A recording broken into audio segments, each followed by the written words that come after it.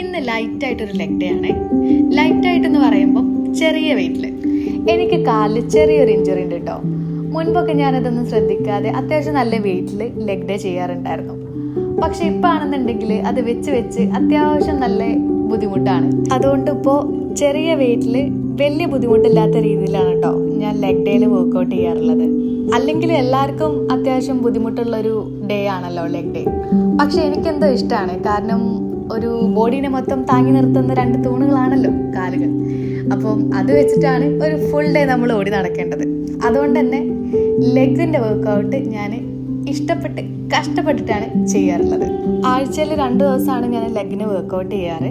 അതുകൊണ്ട് ഒരു 4 വർക്കൗട്ടിൽ നിർത്തും. അപ്പോൾ ഇന്ന് ലെഗ് പ്രസ്, സ്ക്വാട്ട്, പിന്നെന്താ എക്സ്റ്റൻഷനും ലഞ്ചസും ചെയ്തിട്ട് ഇന്നത്തെ ഡേ അങ്ങോട്ട് ഫിനിഷാക്കി. പിന്നെ സ്ട്രെച്ചിങ് മുഖ്യമാണ്. അപ്പോൾ ഓക്കെ,